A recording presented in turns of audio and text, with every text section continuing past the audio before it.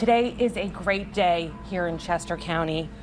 Our nightmare is finally over and the good guys won. Convicted murderer Danilo Cavalcante captured today 30 miles from the prison where he escaped.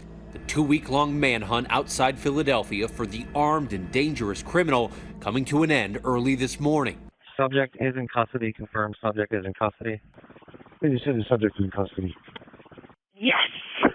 Cavalcante's escape and the subsequent manhunt took place across a large area in Chester County, Pennsylvania, much of it densely wooded.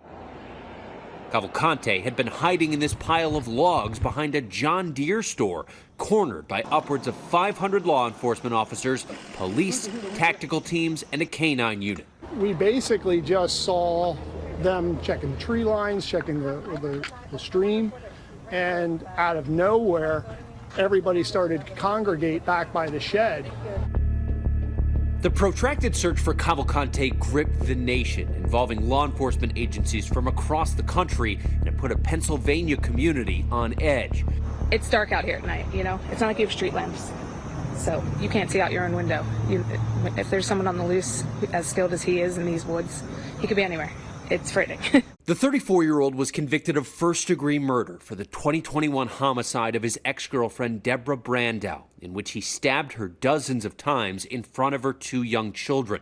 Cavalcante is also wanted in his native Brazil for a 2017 homicide charge.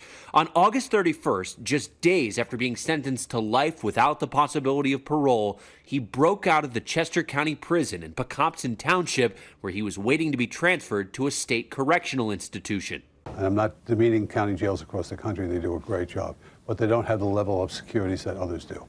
They don't have the big walls, the exterior walls, the yards that are surrounded thing that they can watch people constantly. They may not have the staffing that a federal penitentiary does, or the level of expertise. In fact, Cavalcante used the same escape route another inmate had already used this May. His daring escape involved a stunning crab walk up a wall, pushing his way through razor wire, running across the prison roof. It wasn't until an hour later he was noticed missing. The prison was then locked down. So given an hour's time, that's pretty substantial. He's able to run. Again, he's a desperate man.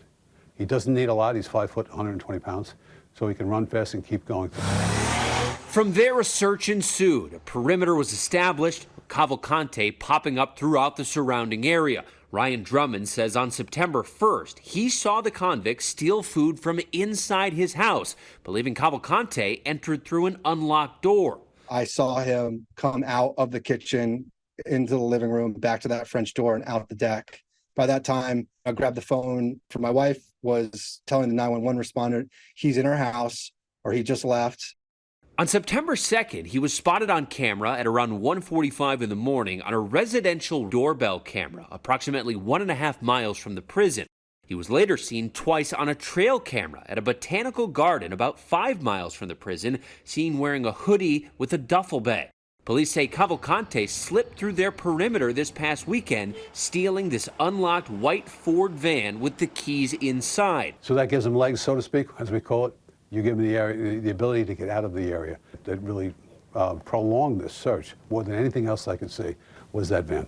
He then went to the Phoenixville area Saturday, trying to contact former co-workers. He spoke briefly with one of them via that door camera, and state police say that colleague called local police. But state police weren't notified for several hours, and by that time, Cavalcante was already gone. He later abandoned that van when it ran out of gas in a field behind a barn in East Nantmeal Township, 25 miles north of where police had been searching.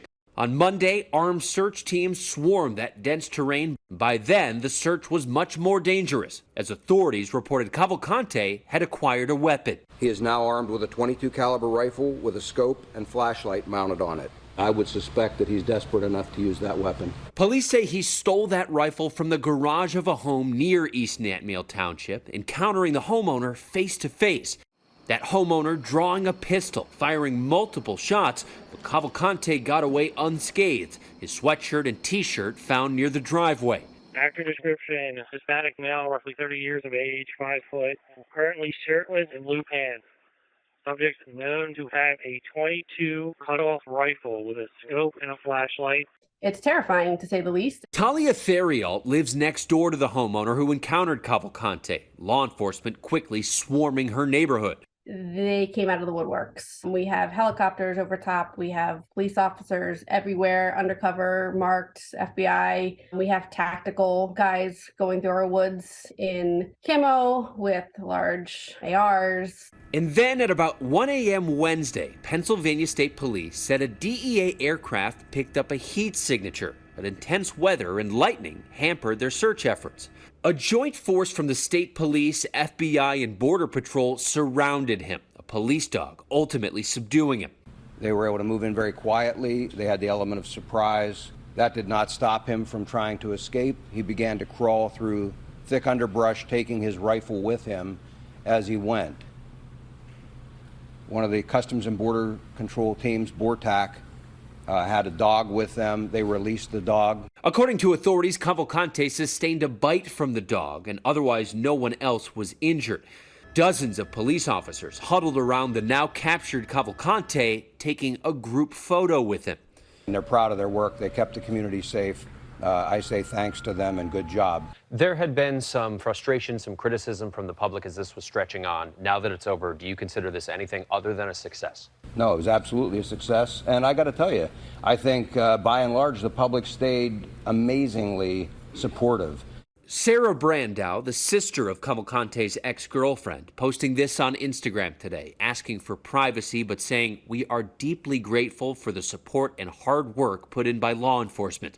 Cavalcante is expected to be arraigned on a felony escape charge and has already been transferred to a maximum security state prison.